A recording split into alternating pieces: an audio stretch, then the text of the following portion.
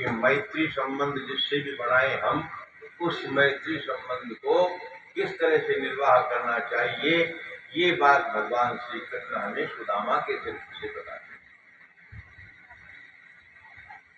हैं। गुरुकुल के अंदर और जब शांतिपन ऋषि के आश्रम पर भगवान और सुदामा जी दोनों अध्ययन कर रहे थे, उस समय भगवान श्री कृष्ण जो है वो और सुदामा जी दोनों ही माता जी की आज्ञा से, गुरु माता की आज्ञा से और काष्ठ लाने के लिए जंगल में चले जाते हैं।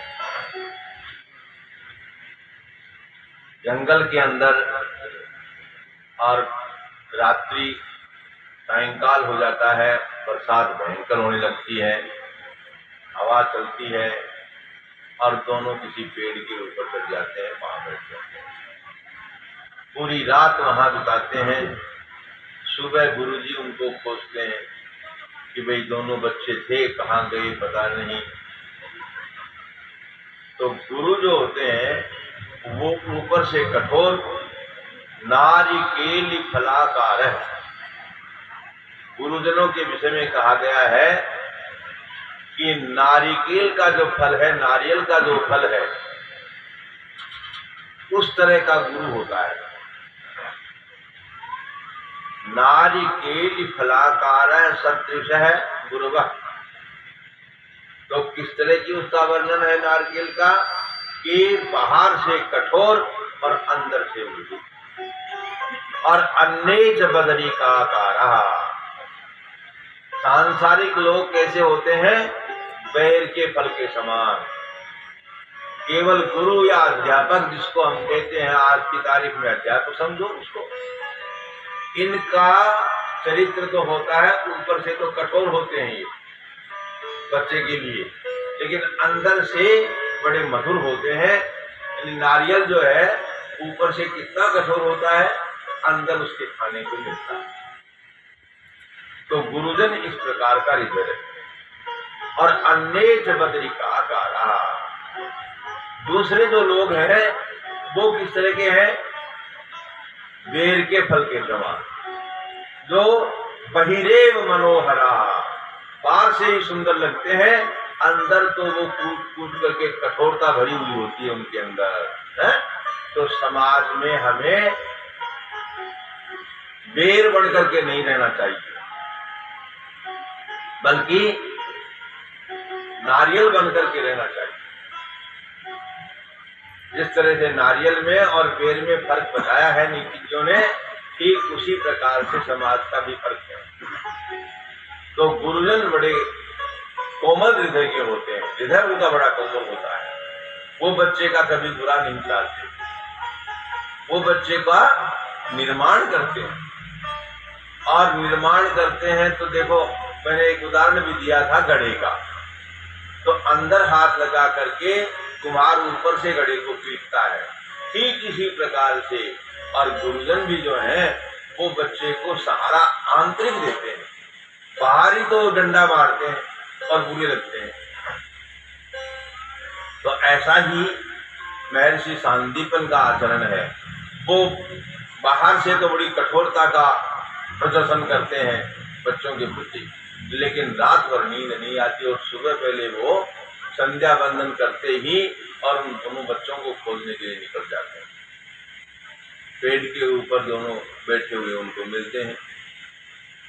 अब गुरु आसन का करता है, पता नहीं रात्रि के अंदर बच्चे किस प्रकार से रहे हैं, ठंड के अंदर कहीं उनको कोई कुछ हो तो नहीं गया, कोई जानवर ने तो उनको नहीं खा लिया, कोई सरीसृप ने तो उनको नहीं काट लिया, इत्यादि आशंकाएं व्यक्त करते हुए और आवाज मारते हैं कृष्णा सुदामा, कृष्णा सुदामा, और आवाज के ऊपर दोनों बोलते हैं।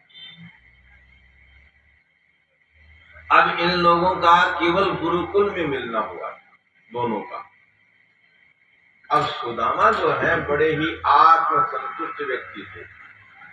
कृष्ण जो है द्वारिका के अधीश्वर हो गए, राजा हो गए और सर्वगुण संपन्न हो गए, वैभव संपन्न हो गए। इधर सुदामा जो है वो दीनता के दरिद्रता के दिन निकाल रहे हैं। उनकी जो पत्नी है वो एक दिन कहती है, ऐसे बातचीत होने लग गई तो कहा कृष्ण जो द्वारिका के राजा हैं वो हमारे मित्र हैं।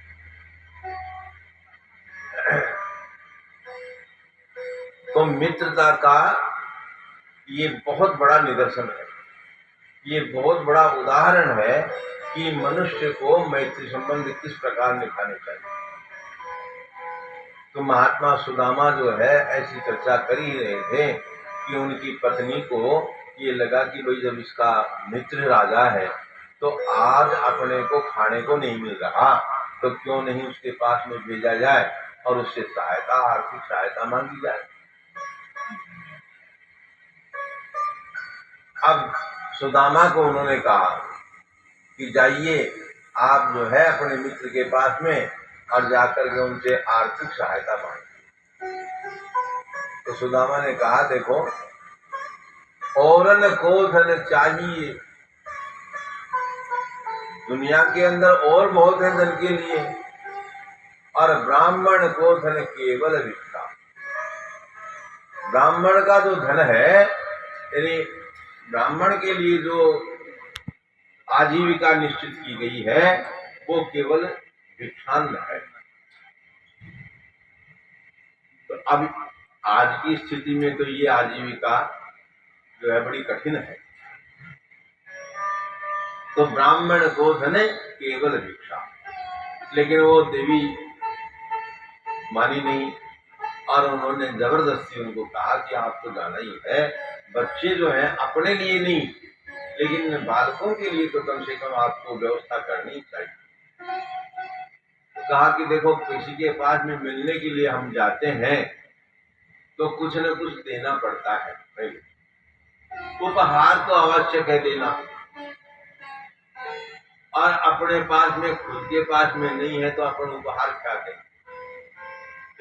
तो उसने ये व्यवस्था भी की, एक दो मुट्ठी चावल लेकर के और वो आई कुटिया की बांध दी और कहा कि ये उपहार आप दे। ठीक है भाई, अब तो चले तो द्वारिका पहुंच जाते हैं और द्वारिका पहुंचते हैं तो नरोत्तम नाम के एक कवि हुए हैं बहुत अच्छे, उन्होंने बड़ा विलक्षण ढंग से और सुदामा का स्वरूप किया है। वो मुझे ध्यान में नहीं है लेकिन उसका भाव मुझे पता है, यदि हो तो सुना दीजिए आप, यदि याद हो तो सुना दीजिए। एक संधि सुना दो, उसी में काम बिगाड़ लेंगे पर अपना।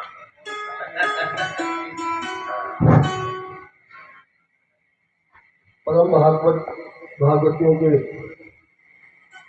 चरणारविंदों में श्रद्धावनत होकर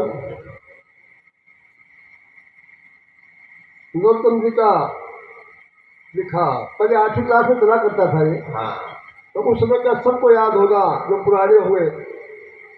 तो जब जाते हैं और द्वारका में पहुंचते हैं, द्वारका की भव्यता को देखते हैं तो सकुचाते हैं।